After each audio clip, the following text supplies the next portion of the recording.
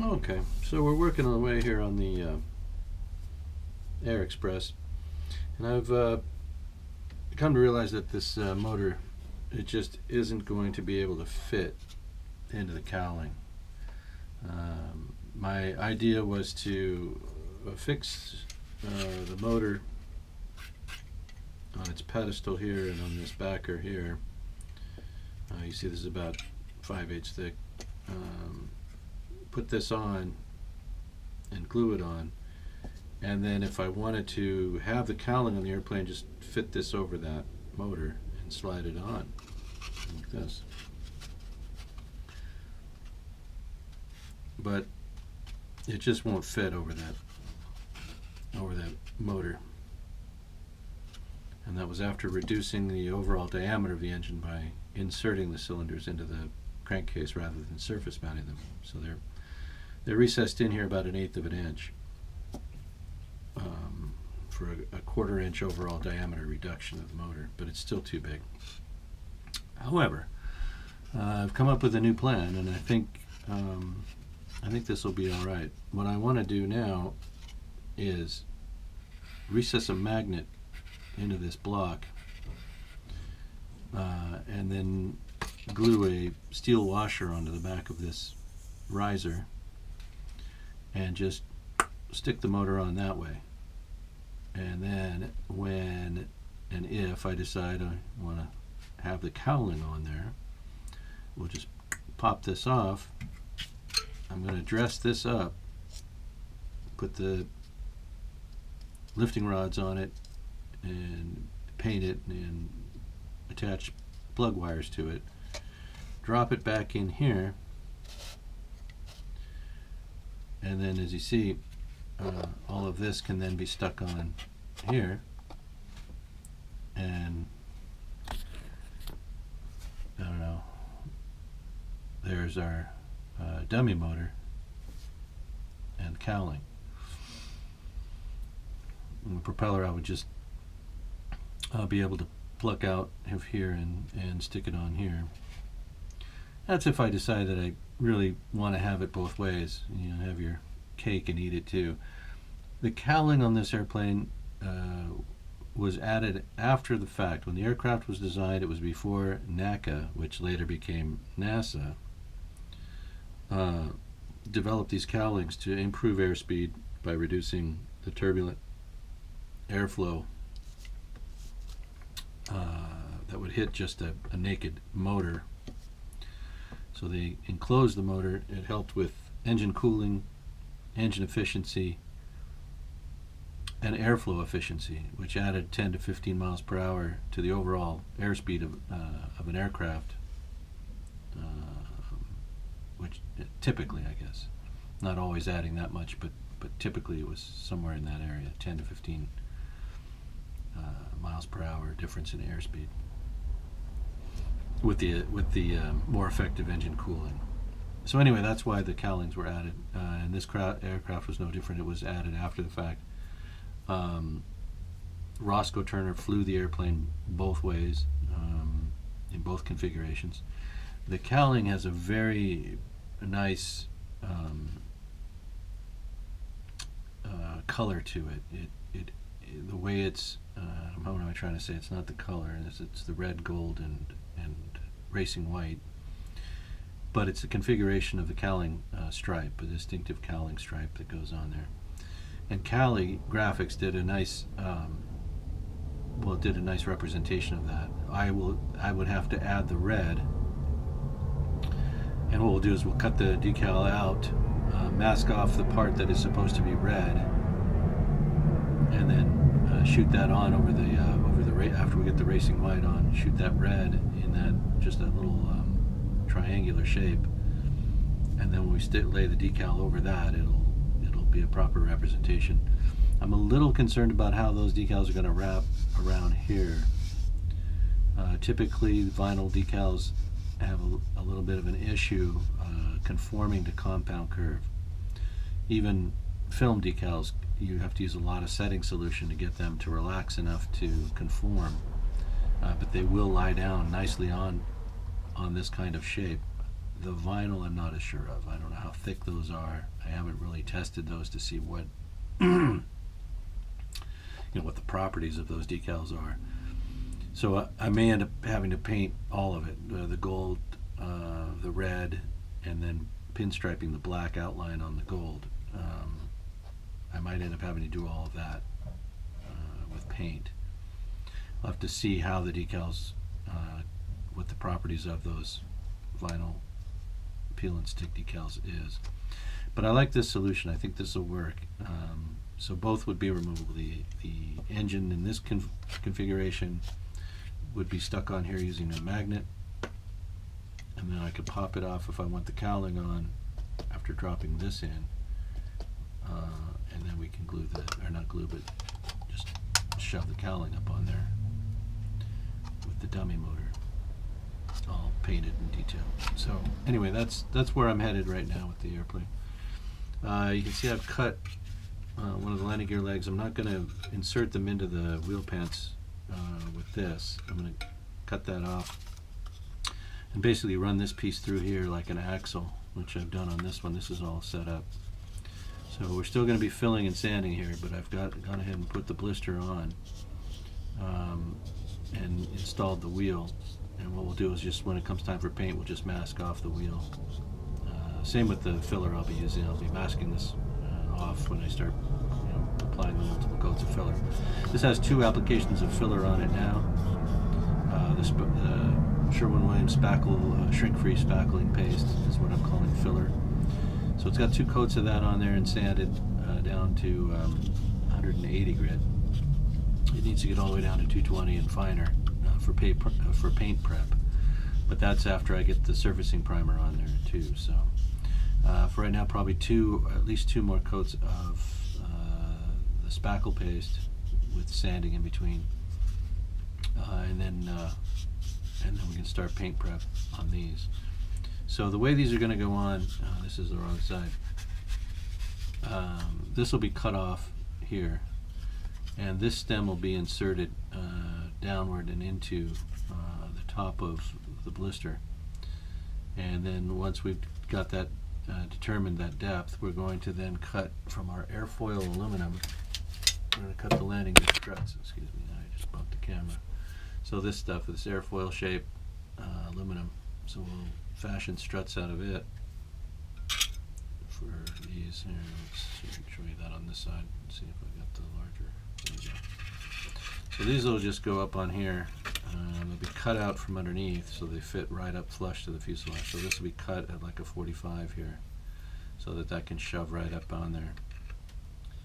And once we have that, then the little blisters that go here will be applied. There's a blister here, the center strut, so there'll be a big blister down here, and then the smaller struts that go back. And again, they won't be clad with this. The only strut that gets clad with this large airfoil is this main one.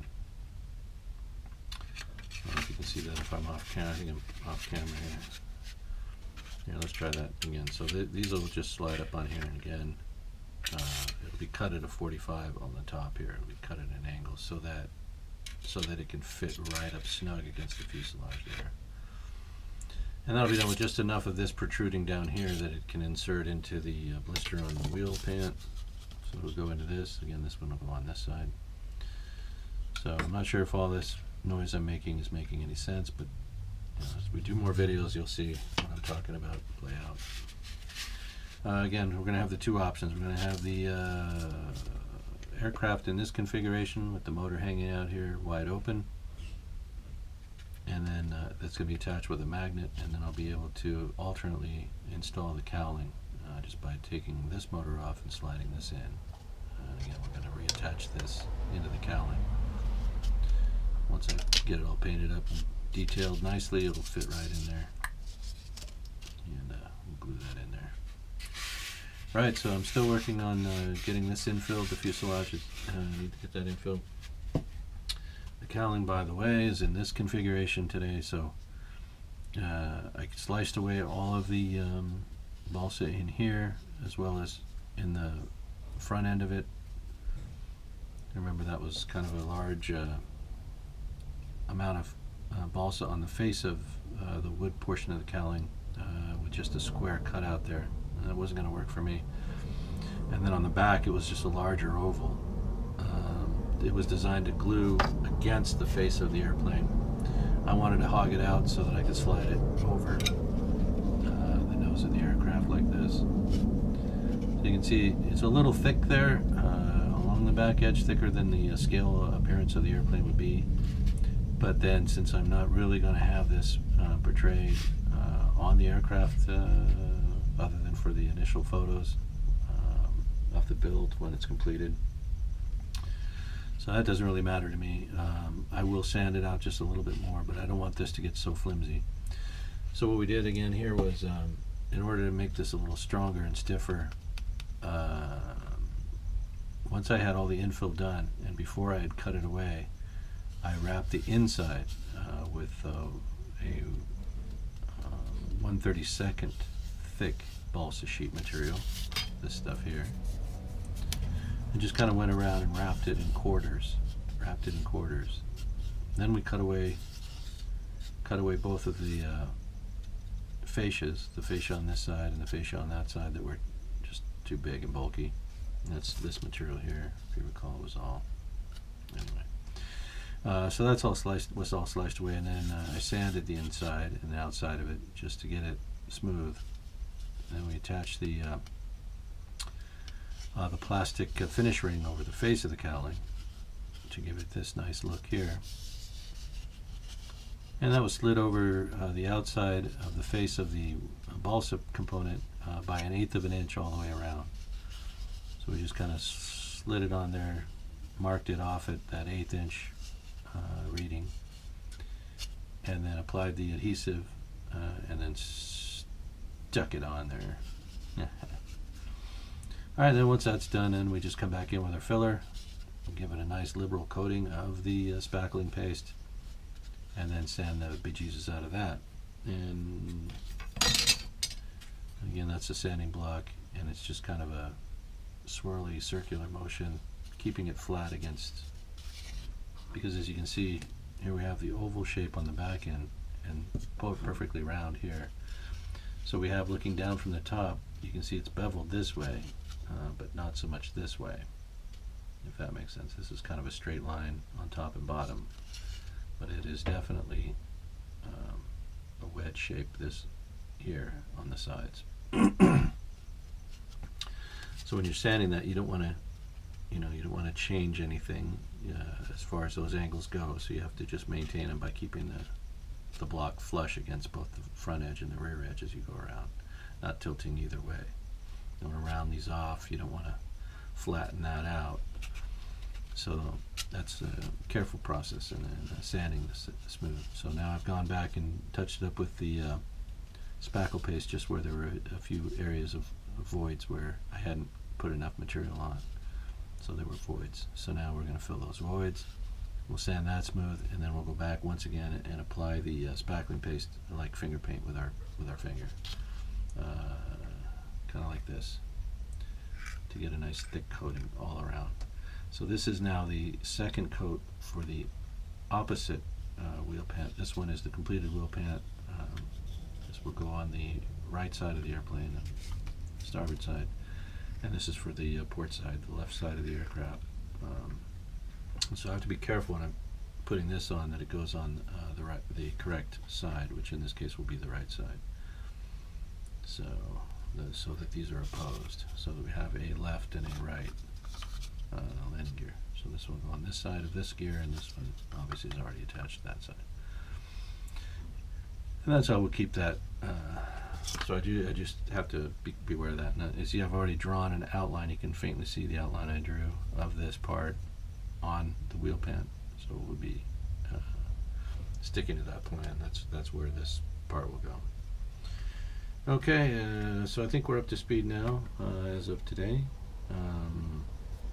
Still have a lot of detailing to do to the motor. That I'm just leaving it at this most basic stage right here while we mock things up and mess around with it. I don't want to be handling as much.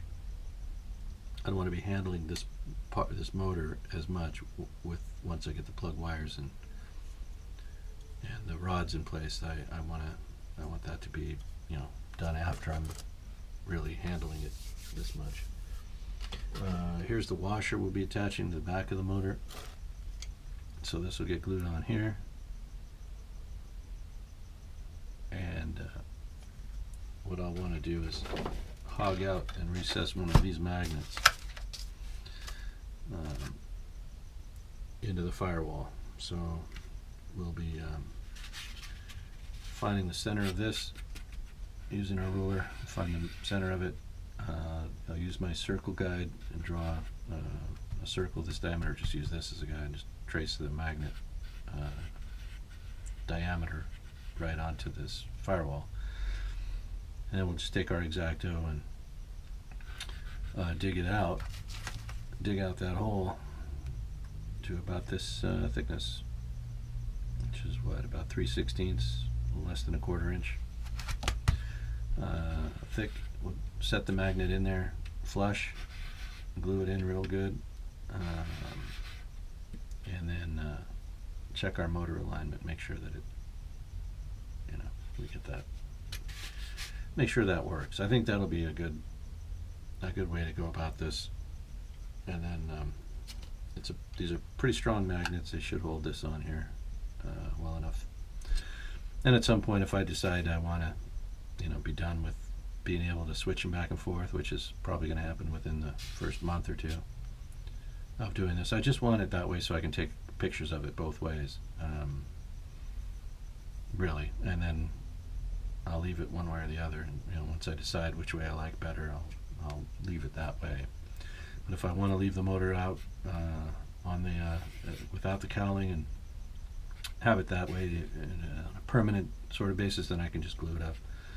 Same is true with the cowling. If I decide I'd rather see that cowling on it than not, depending on how this turns out, if I can doctor this up and make it look somewhat decent, it kind of really comes down to that. If that's the case, though, then we'll just glue the cowling on there, set the motor up on a stand, or I'll use this on a future model. I do have that that Curtis biplane. I still, and it needs a radial. I just don't know if I've made this now too small to work with that kit. So I'll have to look at that. It's possible that if it works, then I got a problem solved. I got, you know, two birds with one stone, as they say.